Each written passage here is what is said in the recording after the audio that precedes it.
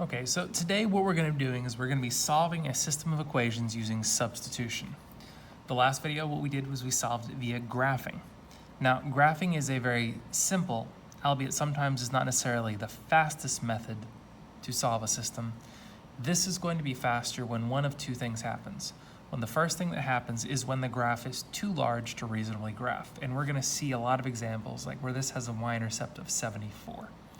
That's going to be, if we were trying to graph that on graph paper, it's going to be so high up and the slope is going to be so obnoxious that it's not going to be realistic to solve this via graphing.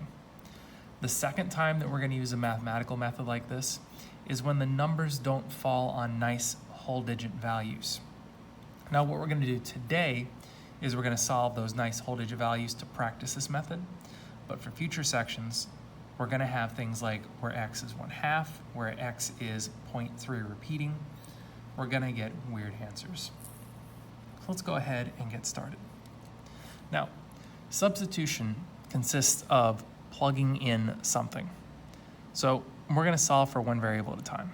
And our 4 steps are you isolate, you plug in, isolate, and repeat. So it's just isolate and plug in are really the only 2 steps.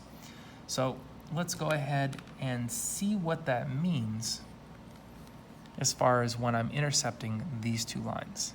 Now you should recognize this is a horizontal line and this is a diagonal line.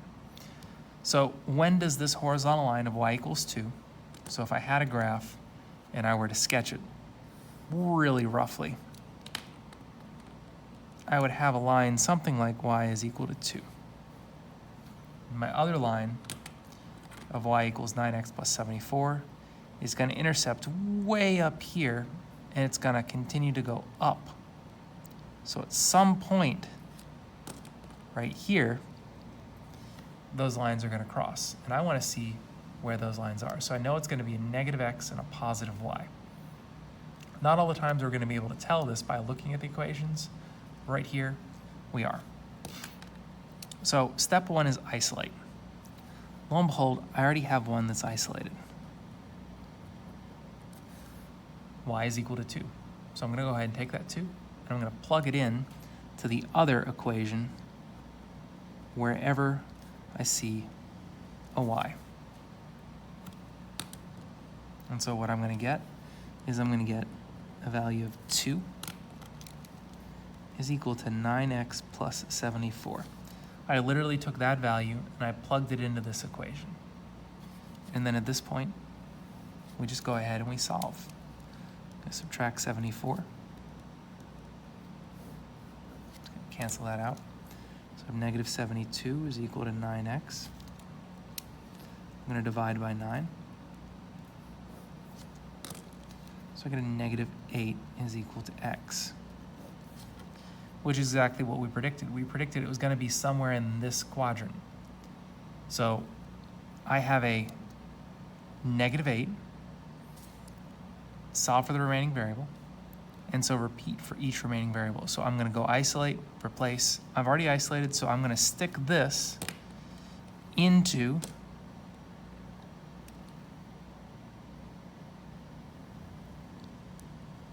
one of my original equations to figure out what y is. But wait, don't we already know what y is? Yes, for a horizontal line, we already know one of the values. So we have a solution is at negative 8, comma 2, which is exactly what we predicted. So let's go ahead and try out the next one. Actually, before we do so, some of you might be asking, well, what if I plugged it into this equation? Would I still get a y value of 2? And the answer is yes, because no matter where I plug in the negative 8, I'm going to get the same answer for both those equations. If you got a different answer, we would know something would be wrong. But let's plug it in just to be sure. So if I said y is equal to 9 times negative 8 plus 74, y is equal to negative 72. Yes. So if I plug it into any one of these equations, y is 2 or y is 2. Regardless, my answer is going to be at negative 8, comma 2. So let's try one more, except for this time, instead of with a horizontal line, let's try a vertical line.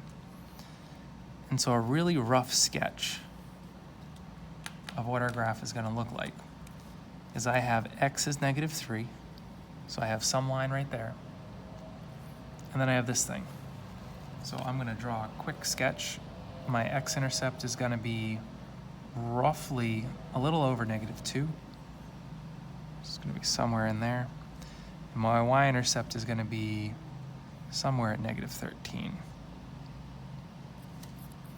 So I know that it's going to move like this.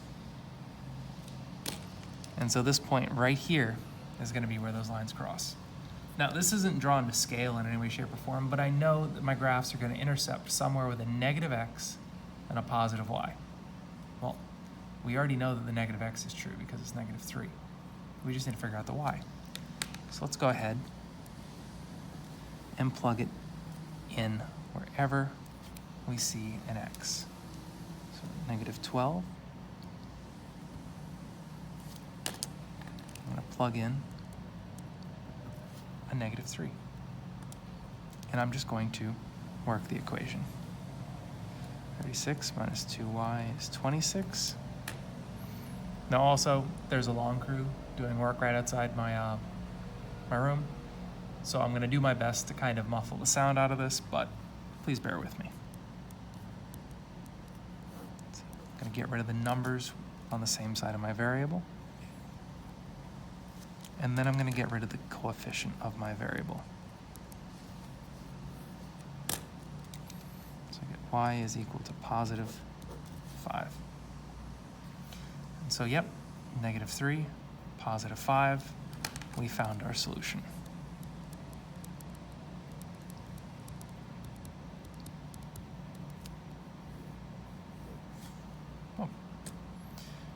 Some of you might ask, well, what happens if I plug it into this equation? Does it work the same as up there? Yes, it does. We just have to do a little bit of solving. So let's see if we get the same thing. If I plug in a 5 for my y variable in the other equation. Let's see, that's -12x minus 10. If I add 10 to both sides, I get a, let's go ahead and do this the right way. Cancels out. So -12x equals 36. Divide by -12. So x is equal to -3. Yep. And so this verifies that yes, we do cross at that point. Perfect. And so regardless if you have a horizontal line or a vertical line, we're finding where those two lines meet. And sometimes, again, we'll see the fact that we have really big y-intercepts where the equations themselves might be a little more difficult to figure out where exactly they're going to cross. So I might have, with this one, I have a really high y-intercept with a positive slope, which means it's going to do this. And this one has a really low intercept with a negative slope. So here's where the issue is I could either have the slope cross on the line depending on how I graph this. I could realistically draw it over here. I could draw it over here. Without actually graphing this, I don't know whether it's going to cross above, on, or below. Some of you might say, well, we could use the slopes, and because this is going to be closer to 0, that means it's going to be in the negative range, so it should be right here, and that is true. But again, these have the same slopes, so if I had something of a different slope, it may be impossible to tell. All we know is it's going to cross somewhere on the left. So let's go ahead and figure it out. So if we remember, step 1 was isolate. Step 2 was plug it in. So albeit I don't have something like x equals 3, do I have a value for one of my equations? Yes, we do. So if I told you y was equal to -8, we would plug in -8. Told you y is equal to -75, we'd plug it in. So no matter what I say y is equal to, you plug it in. Well, what if I were to tell you we can plug in more than just a number. What if I said y is equal to negative 8x minus 75? What do? Well, we plug it in. It doesn't matter that we don't have an answer. We're just going to plug it in. So if we have a negative 8x minus 75 that I plugged in equals 8x plus 69, guess what? The only variable I have left is x. I can solve that equation. So let's go ahead and solve it. Plus 8x plus 8x. It's going to get rid of that, which is going to leave me with a negative 75, 16x, 69. We're going to go ahead and subtract the 69. So we have 4, 4, 1. We're going to go ahead and divide by 16. Now this, can't do that off the top of my head, but I can divide them both by 2, which is negative 72 over 8. And I can divide 72 by 8. That's going to give me a negative 9. Perfect. So again, we know that they're going to cross somewhere over here, so I know that the x value is negative 9. What do we do next? We plug it in. So we plug it in part 1, solve, plug it in part 2, and solve. Substitution is literally plug it in and solve, plug it in and solve. Now, here's the joy. It doesn't matter which one you plug it into, because is the blue line going to cross the red line in the same place that the red line is going to cross the blue line? Well, yes. So whichever one looks easier to you to solve mathematically. If you want to plug it in to y equals negative 8, if you want to plug it in there, plug in my negative 9, you're going to get y equals 72 minus 75, negative 3. If I plugged it into the top one. But if I plugged it into the bottom one, we would get the same thing.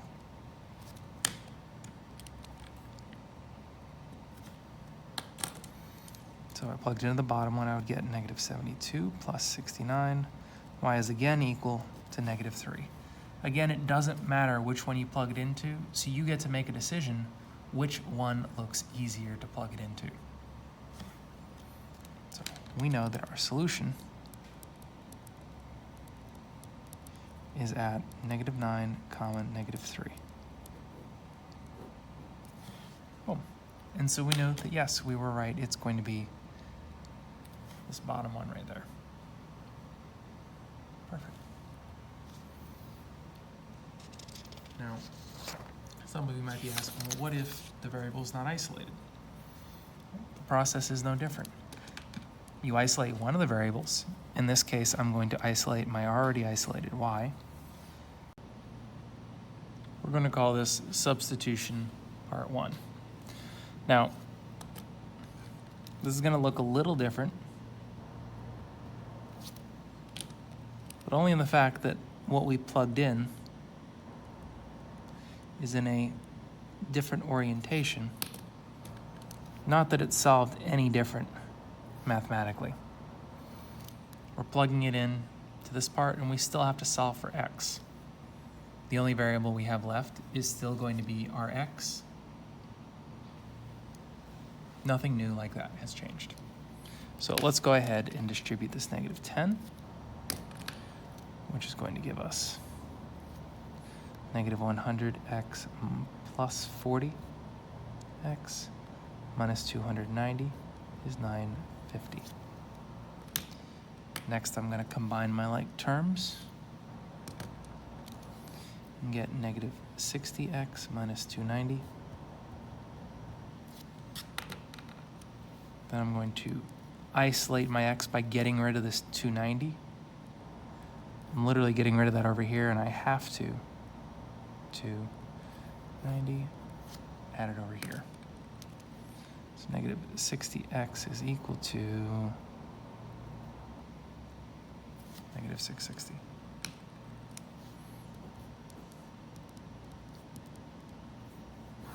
what that's going to do is that is going to give me an x equals 11. Perfect. And so after I've substituted 1 and found my first variable, I'm literally just going to substitute in for the second one and get the second variable. So let's take a look at how that would work. Oh, do I want to plug it into the top or into the bottom? Again, it doesn't matter. If we plug it into the bottom, y equals -4, and I plug in the 11, I would get y is equal to -44 plus 29, y is equal to -15. That's going to be the same as if I plugged it into the top equation. -100 times -4, oh, not -4, times 11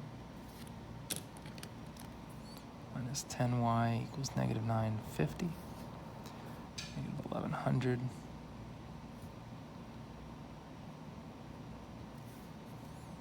add my 1100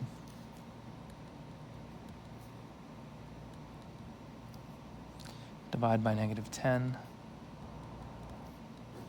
So it doesn't matter which one we plug it into, so you plug it into whichever one you think is easiest. Regardless, we know we have a solution is at 11, -15. Perfect. And so the next logical step that we could do is we could look at one where, hey, I don't have a variable that's already isolated. It's not a big deal. Really, the only difference is we have to do the dirty work first. So if I have these two values, I'm going to pick one. Looks like it's going to be the easiest to solve for, which means I could either isolate this x, this y, this x, or this y. So I'm going to go for that y. And why do you think? Well, because it has the smallest coefficient. If it has the smallest coefficient, that means that if I'm going to get a fraction, it's going to be one of the most manageable fractions. I'll end up with thirds. I could end up with 12ths. I could end up with fifths. I could end up with 30ths. I want to deal with something that's as easy as possible. So let's go ahead and let's do our first step of isolating that y. So I'm going to say 12x minus 3y.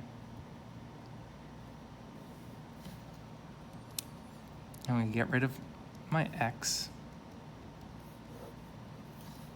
These aren't like terms, so I'm left with -3y is -12x minus 168. And then I have to divide everything by -3.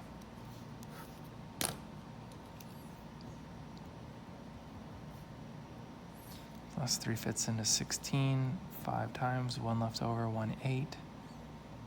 3 fits into 8, 6. So I have this equation. And now, one of the things that people generally assume is they're like, okay, why don't I take this value right here, and we're used to the idea of plugging it into whichever one looks easiest, right? Well, remember, this is the first step. So there is a correct one to plug it into. We do not want to plug it into the second one, because this is the second equation. We have changed how it looks. We have not changed what it is. So if I were to graph these two different equations, they would be the same equation. So when does an equation intercept itself? At all points. We'd get in infinite solutions. So we want to make sure that we realize that my first equation, 30x plus 5y, and my second equation, y is equal to 4x plus 56, is really what we're looking at right here. Top one remained unchanged. We changed how the bottom one looks. So we're going to plug it in to the top equation. I'm going to plug it in to right there, into my y variable. Remember, that's the first step. So this and this are just saying the same thing. So I have 30x plus 5.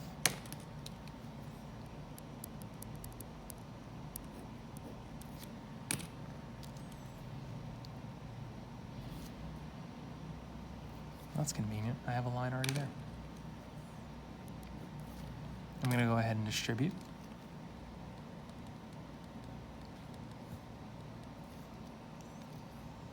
$30.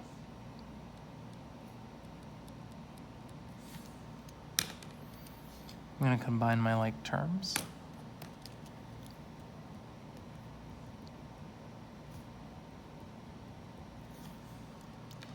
I'm going to isolate my x.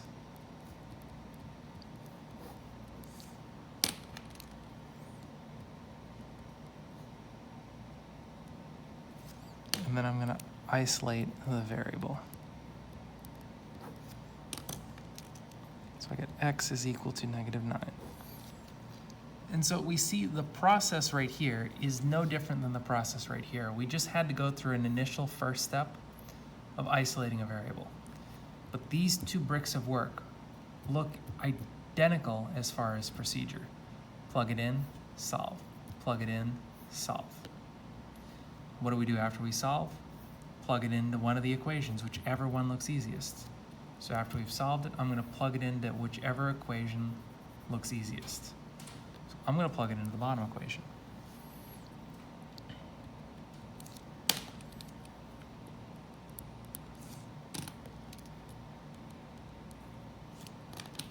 And just to show you that this is the second one, so we have substitution 1, substitution 2.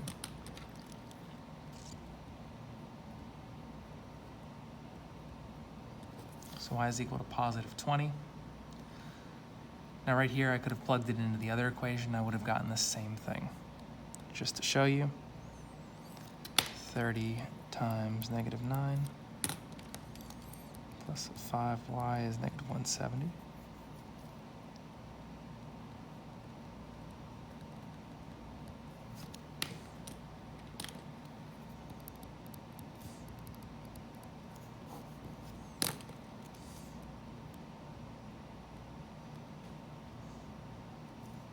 Y is equal to 100.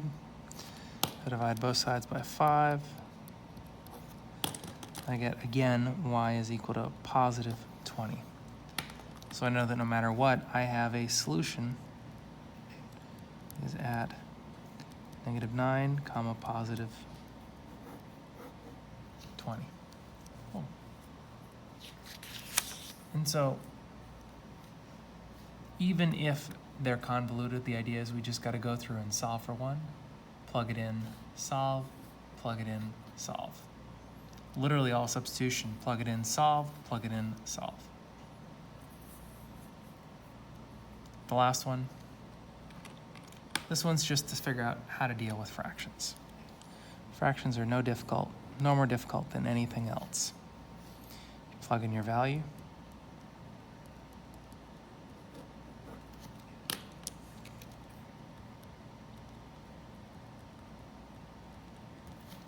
You solve. Now, typically the way that I handle this is I'm going to handle this by saying, hey, I want to get rid of these two fractions. And the way that I do that is I'm going to go ahead and distribute a 7. Why would I do that?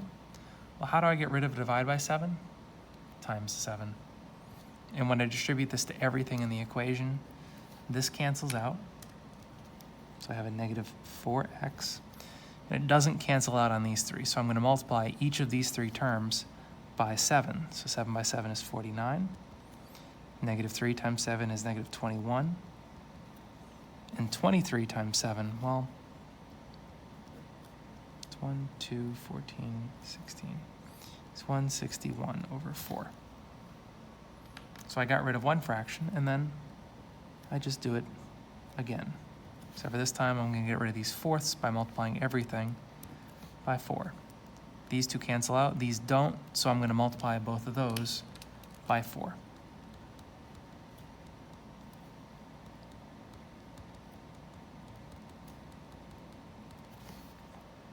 Boom. And then we solve, just like we've always done. I'm going to combine my x's.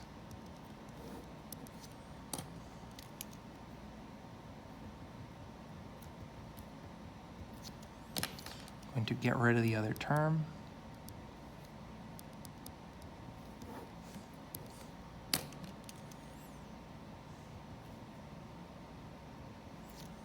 and then I'm going to isolate the variable by getting rid of the coefficient. So I plugged it in. So substitution number 1, or I guess the other way around. Substitution number 1, substitution number 2.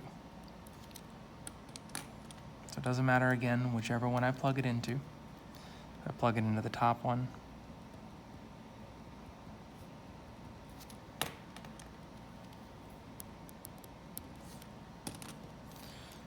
These cancel out. Y is equal to 4 plus 7. Y is equal to 11. Or if I plug it into the bottom one,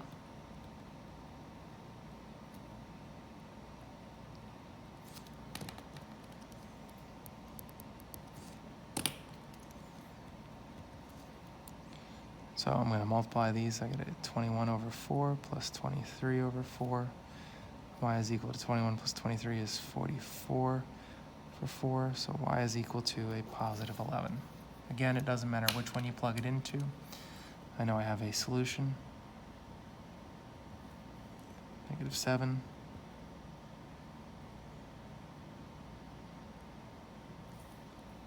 Can't really tell that's two different things. I have a negative 7, comma, 11. And there we go.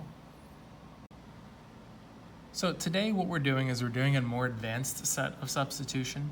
And really all this is we're dealing with more realistic values, which are fractions and decimals. And we're going to see that the process is no different than what we've done prior. It's just we're going to have to do a lot of clearing of fractions if we're uncomfortable with working with fractions on a general basis. And normally I would recommend clearing of the fractions because it makes the math a lot simpler to do by hand. However, if you have a calculator or a spreadsheet, it's probably going to be the easiest way to do it. Also, we'll learn about a process later on called elimination, which will make your life much easier. But for today, let's go ahead and get started. So, as we always remember, when in substitution, if I have a variable that's isolated, I'm going to take what y equals, and I'm going to plug it in,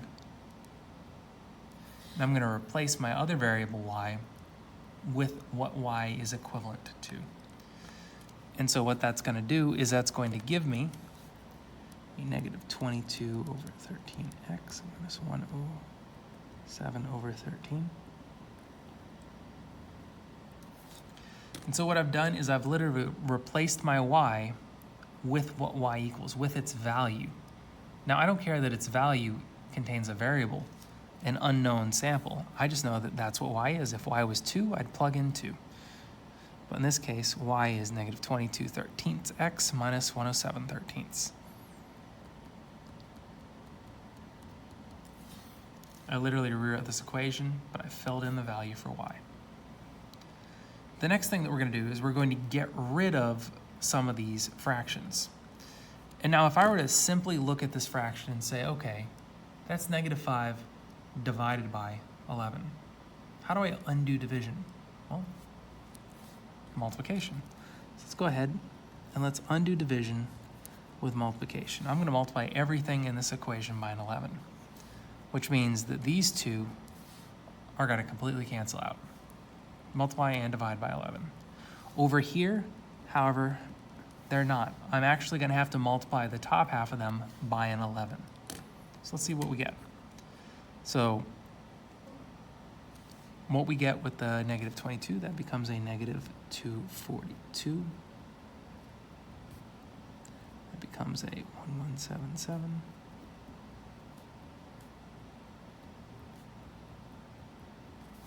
Oh. So we see these two 11s cancel out, and both these got multiplied by a factor of 11. And the next thing, if you want to get rid of the other fraction, let's go ahead and multiply it again by a 13. It's going to cancel out these two, and it's going to stay on those, which leaves me with a negative 242x, 1177, equals negative 65x minus 1885. Perfect. And now we have what looks like a single variable three-step equation. Our first step is going to be, let's go ahead and add a 242x to both sides.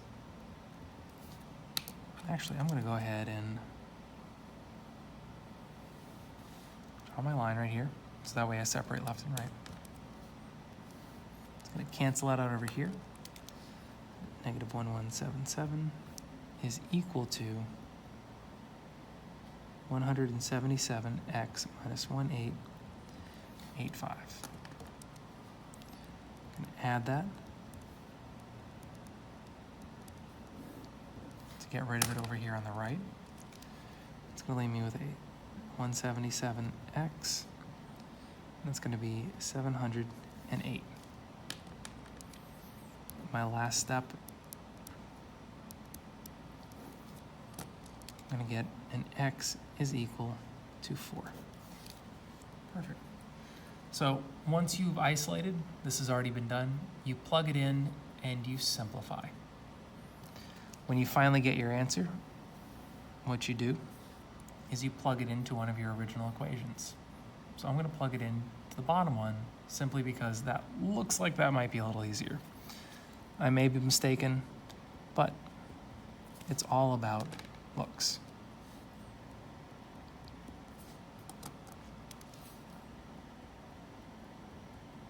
So I plug it in. Now we could clear this fraction just like we did over here, but what we notice is they're both over an 11. So what we end up with is a negative 20 minus 145, and because they're both over 11, we can plug them both over the same denominator.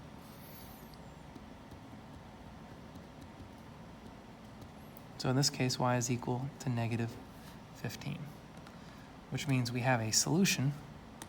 Let's do this in orange. So our solution is at 4, negative 15. Perfect. And so we notice that the process isn't any different than what we've been doing. So let's try one that's in a slightly different format.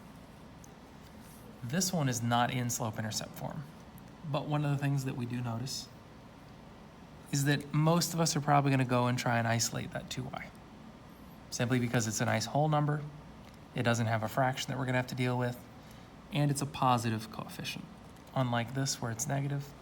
So that's going to be our most likely bet if we're using the substitution method. So negative 38 over 3x plus 2y is 136 over 3.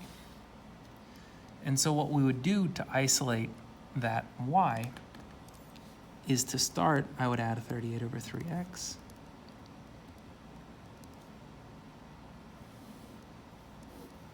Which means that goes away. And then I get a 2y is equal to 38 over 3x plus 136 over 3. And then now I'd be tempted to continue on and divide everything by 2, but I'm going to take a really quick pause and say, hey, what do I see?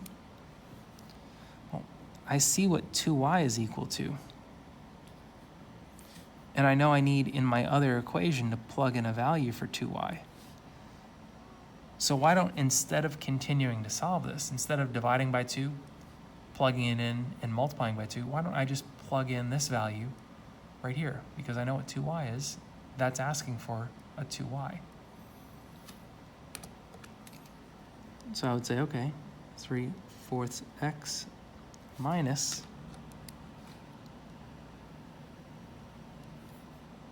38 over 3x plus 136 over 3. I would plug that in to this equation right there. And I would get this. 3/4 x minus my value for 2y equals negative 43 halves. So let's see what we get.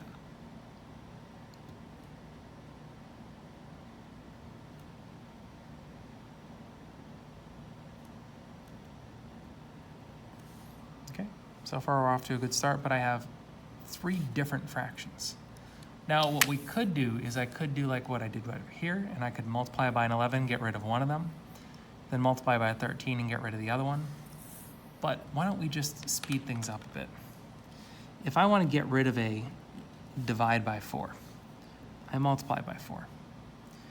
if I want to get rid of a divide by 3, I multiply by 3. And if I want to get rid of a divide by 2, well, the 4 would already cover that.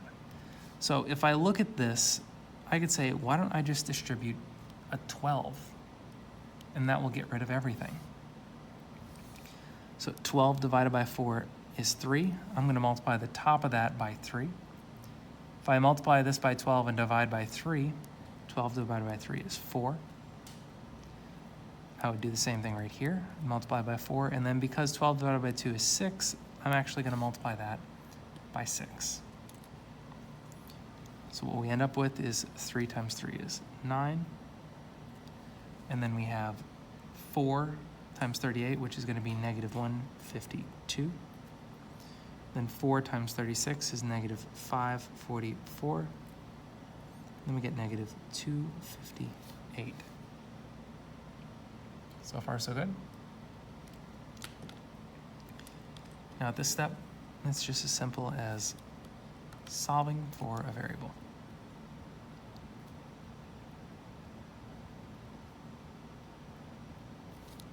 Isolate the variable or isolate the term.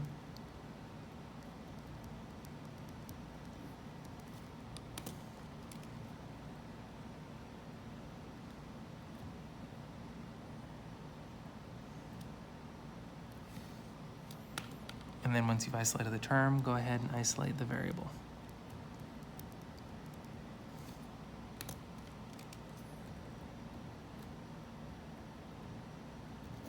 Boom, I get an x equals negative 2. And now once we solve for that variable, most of the time we're going to go plug it back into the original two equations, but we could also plug it into our newly modified equation. And so really we're just gonna have to look and say, okay, is the top one or the new top one or the second one easier to plug it into? Long story short, none of them are really any easier than the other. So I'm just gonna go ahead and plug it into the second one. So I have 3/4 negative 2. Plus 2y is negative 43 over 2. So what I get here is a negative 6/4 is 2y, negative 43 over 2. I can use the same trick here as here to get rid of all three of these fractions.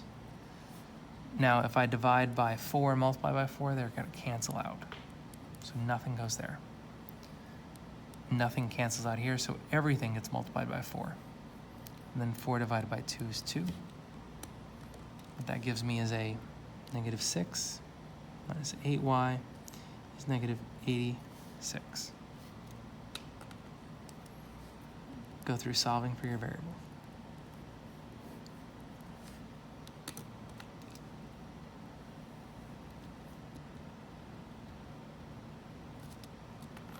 Get rid of the coefficient by division.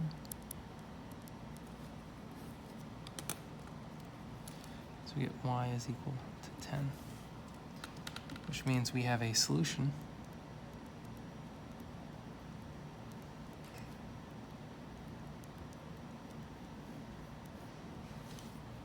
at negative 2, 10. And so we see with fractions, nothing really different. Isolate and plug it in, like with number 1, solve it, plug it in again, solve it.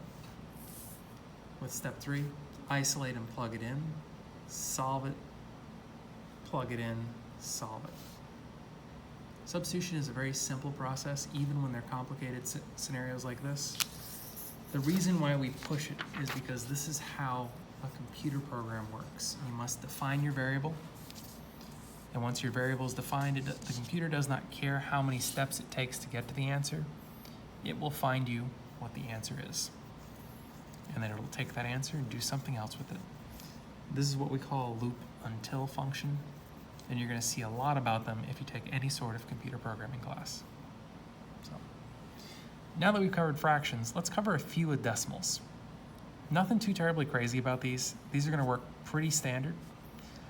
When we have two equations like this, where I already have a y value that's isolated, I'm going to go ahead and I'm just going to plug it straight in and see what I get.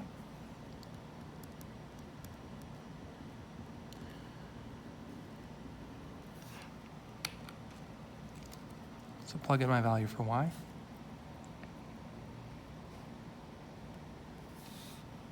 And then basically, we solve.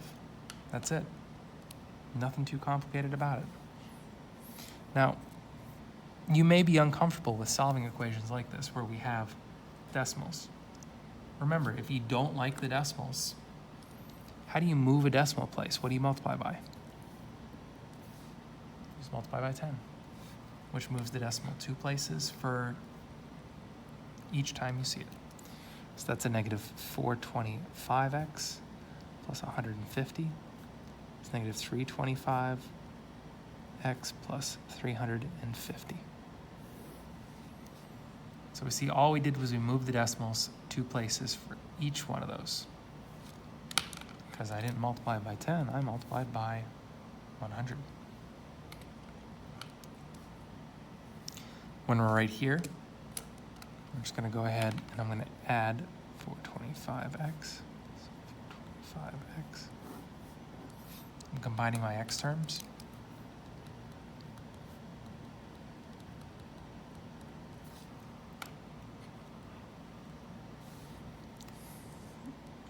I'm isolating my x term.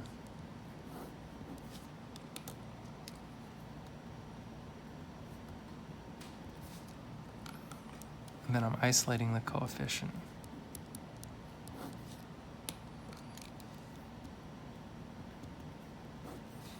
Boom. Once I've isolated it, I plug it in.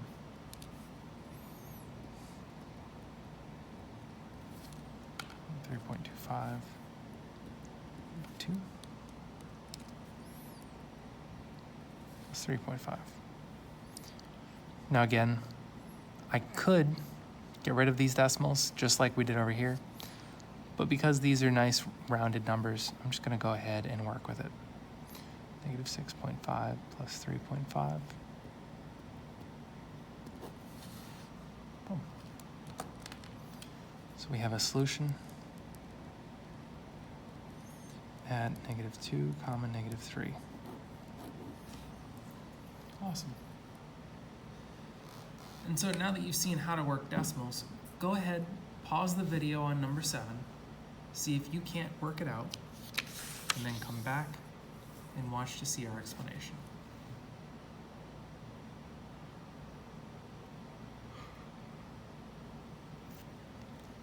Okay. Go ahead and take a look. Now again, most of you probably go for the smallest variable, which means that negative 4.4x. We're going to have to do a couple things to it.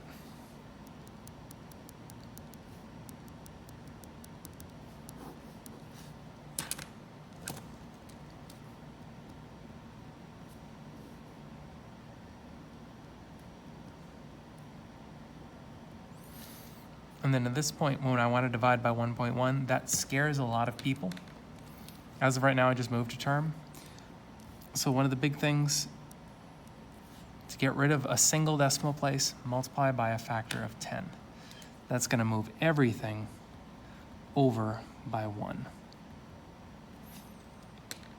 And so then you can go ahead and you can divide in peace. And say y is equal to negative 4x plus 2.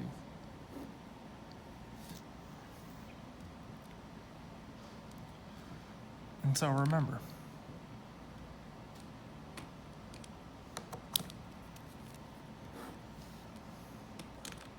we're going to plug that into the other equation.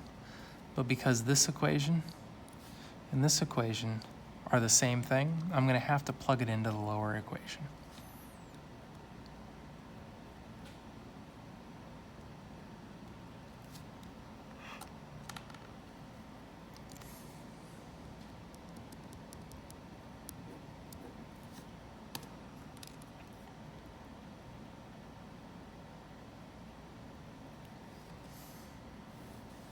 Okay. And again, if you're uncomfortable distributing or doing anything with decimals, just go ahead and get rid of them. Move the decimal over by multiplying everything by 10.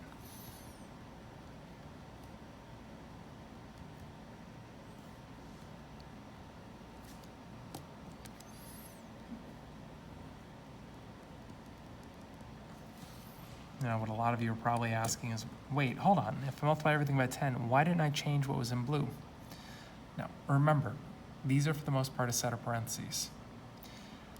If I would multiply a 4.1y times 10, that would become a 41y. It wouldn't become a 4110y. That would be double distribution. We want to avoid that.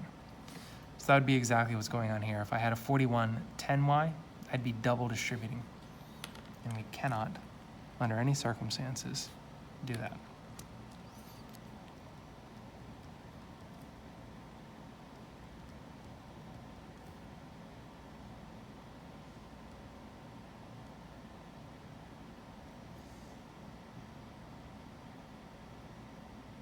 Sorry, 41 times 12. That is definitely not 42. 41 times 12, or 41 times 2, because somehow my 2 turned into a 12. Go ahead and cancel that out. It's just 41 times 2. That's going to become an 82.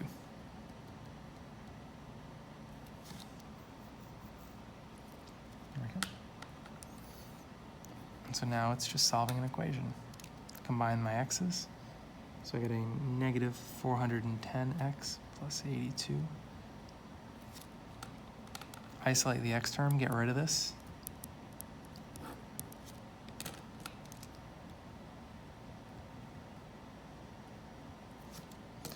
And then isolate the variable by getting rid of the coefficient.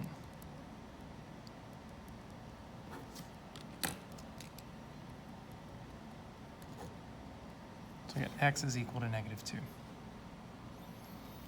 And then normally what I would do is I would come all the way up here and I'd plug it into one of these, but don't forget, my top equation is this new equation. So I can stop and say, hey, does that one look easier? For most of you, you're gonna say, yes, that looks a heck of a lot easier than this one. So let's go ahead and plug it in right here. Negative 4, I'm plugging in negative 2 plus 2.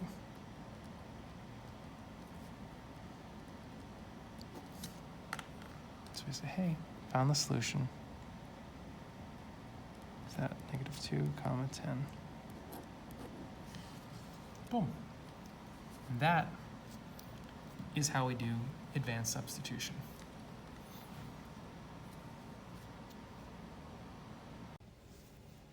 So today what we're doing is we're doing an accelerated form of substitution, and this is what we're going to call elimination. Now, elimination has a few different requirements before we jump into it. The first requirement is that all terms are listed in the same order for both equations. What we notice is we have x, y on the left-hand side, and then we have our constants on the right. And for today, we're going to do every equation is going to be set up in this. They're all in standard form. Now, is that typical? Sometimes not, but it is necessary to use this accelerated version, and it's necessary for elimination. The second requirement to successfully execute elimination is that the equations have to be modified so at least one variable will cancel out with the counterpart of the other variable. What that means is that I have a positive 1 and a negative 1. These cancel each other out. I don't care about the 7 and the 3 because I only need one variable to do that. Over here we have a 4x and a negative 4x. These will cancel out. I don't need both of them, just as long as one of them. If on the chance, as we're going to see, they don't cancel out, we're going to figure out how to modify the equations so that they do. And I think it's best to start off with showing you why this is an accelerated form of substitution. Now, I'm going to use number 1 as an example, and I'm going to solve it using the old method of substitution so that we can see how elimination works. So with substitution, normally what you do is you pick one of these variables, probably this top y, and isolate it. So I would say, okay, so 7x plus y is equal to 8. I would subtract my 7x, cancel it out, and I would have y equals negative 7x plus 8. Then what you would probably do is you'd say, okay, I'm going to take the y from my top equation and plug it into my lower equation. So I would say, okay, let's plug that into 3x minus y is equal to 2.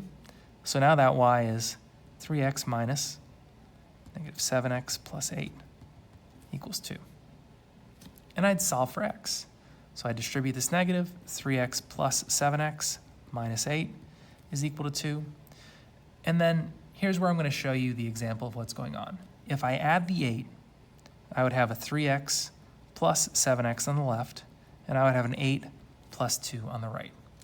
So pause real quick and take a look at your original equation. Think, where do I see a 3x and a 7x on the left, and then an 8 and a 2 on the right? So where do I see that on the left and that on the right? Well, that would be our original two equations. What we notice is the fact that my 7x and my 3x are on the left. So why don't I just take 7 and add it to 3 and get a 10x on the left? Why don't I take my 8 and my 2 on the right and add that up to give me a 10?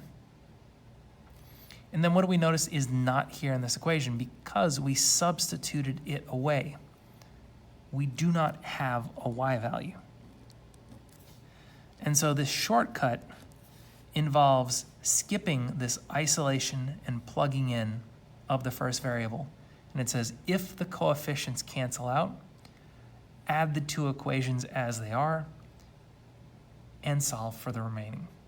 So we have skipped several steps right here. Divide by 10, divide by 10. And what we have is x is equal to 1. Look at that. 2 steps to solve. This was 1, 2, 3, 4, 5, and more steps, because there would have been a 6th and a 7th to combine terms and then isolate the x. So we literally saved ourselves 5 steps worth of work. But is elimination actually anything different? No, it's just an advanced form of substitution. So when you ask, why don't we learn this before substitution? Well, this is substitution. So every math teacher is going to show you substitution beforehand because it's a necessary part of what's going on. We're not going to teach you how to build an engine before we teach you how gasoline works. So we're going to give you the gas, and now we're saying, hey, build your engine. Take that x equals 1, plug it into the equation of your choosing. So 7 plus y equals 8. I'm going to plug that into the top equation. That's going to give me a 7 plus y is equal to 8. I'm going to subtract my 7. Cancels out. So now I have a y is equal to 1 as well. So now the solution is at 1, 1. The point where these two lines cross is at 1, 1. So pretty exciting. That saved us a lot of time from what we've done previously. Let's try it one more time. What I notice here is that my x's are going to cancel out. So if I do it the old-fashioned way, let's try and eliminate the x's by substituting in a value for x. So let's start with the top one. So if I had a 4x plus 2y is equal to 6, first I'd get rid of my 2y. Go away. So I have a 4x equals negative 2y plus 6. And then I would divide everything by 4. Now I'm going to leave it in unreduced form like this, simply because I know what's about to happen. I'm going to take this and I'm going to plug it into that bottom equation of negative 4x plus y is equal to negative 15. So it's negative 4. Here's my x, negative 2/4 y plus 6/4 equals negative 15. And this is why I left it in non-reduced form, because I knew that these 4's are going to cancel out, and I'll have 2y minus 6. Oh, I forgot my plus y. Plus y is equal to negative 15. Now if I move that 6 over, what's going to happen is I have 2y plus y on the left, and I have 6 minus 15 on the right. And what I notice is that exactly as I've set up right here, my x's are going to cancel out. 2y and y is going to give me a 3y. 2y and y is going to give me a 3y equals exactly where my equals is. 6 minus 15 is going to give me a negative 9. 6 minus 15 is going to give me a negative 9. So again, elimination is not anything different. It's just skipping a lot of this middle work. So 3x equals 9, divide each side by 3, and I get y is equal to negative 3. That's a lot less work than what's over there. Plug in my y of 3, I'm going to plug it into the bottom one. So negative 4x plus negative 3 is equal to negative 15. What I'm going to do is add my 3 to get rid of that. Negative 4x equals negative 12. Then I'm going to divide by my negative 4. And I get x is equal to positive 3. So now these two lines cross and have a solution at 3, negative 3. Boom. So pretty gnarly stuff. We save a lot of work by knowing the fact that if I were to substitute out the x's, I would just be left with what's left in the two equations. So now what we see right here is my two y's or my two x's aren't going to immediately cancel out. But one of the conditions is that the equations can be modified so that the variables will cancel out. And so one of the ways that we modify variables is I'm going to take one of the equations, and in this case, I'm just going to change the sign on that y, which means I'm going to multiply everything in that top equation by a negative 1. So I have negative x minus y positive 3. The bottom one I'm going to keep exactly the same. So that when I add them together, guess what happens? Those go away. 3x, negative 15. Divide by 3, x equals negative 5. Perfect. Now I'm going to take that negative 5 and I'm going to plug it into whichever equation I think works best. I'm going to plug it into the top one. So I have a negative 5 plus 3, or not plus 3, plus y is equal to negative 3. I'm going to add 5, those cancel out. Y is equal to 2. Pretty quick stuff. So I have a solution is at negative 5, comma 2. Perfect. Now, how about you try one? Go ahead and try out number 7. What we notice is that my x's look pretty dang close to canceling out. I would just need to change the sign. So go ahead and pause the video, see if you can't solve this, and then we'll catch up. Okay. So what I'm going to do is I'm going to modify this top equation by multiplying it times a negative 1. It's just going to change all these signs.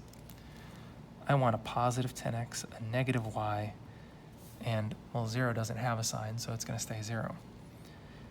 The bottom one is going to stay exactly the same. So that when I combine them, my x's disappear. 2 minus 1 is 1. Hey, I've already got my first answer. And if I plug that in to that equation right there, I get 10x plus 0 equals 0. So that's going to be negative 10x equals 0. If I divide both sides by 10, what we get is x is still equal to 0. So I have a solution 0, comma 0. Perfect. And now this modification of the equations, that can go any direction. We notice right here I have a 10 and 18. Changing the signs isn't going to fix that. The 2 and 3 are already opposite signs, but a 2 and a 3 don't cancel out. So if I can multiply the equations and make them bigger, why don't I just go ahead and figure out what can I multiply 10 and 18 by to get a number that they both will be valued at and cancel each other out. That would be the least common multiple. In that case, it would be 90. And in this case, it would be 6. Let's go with the 6. That seems like a lot more reasonable of a number. So what do I multiply 2 by to get 6? Well, 3. What do I multiply 3 by to get 6? Well, 2. So let's see where these new equations take us. Multiply everything by 3. Multiply everything by 2. Oh, perfect. When I add these two equations together, it goes away.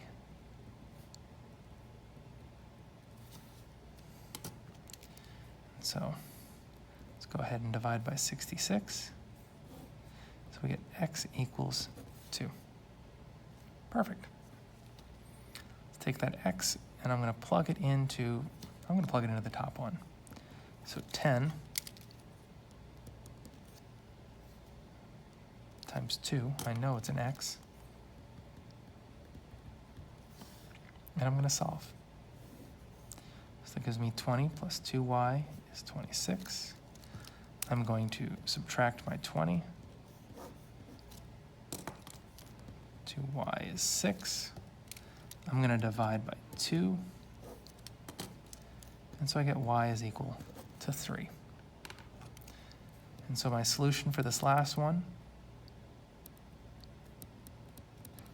is at 2, 3. And there we go.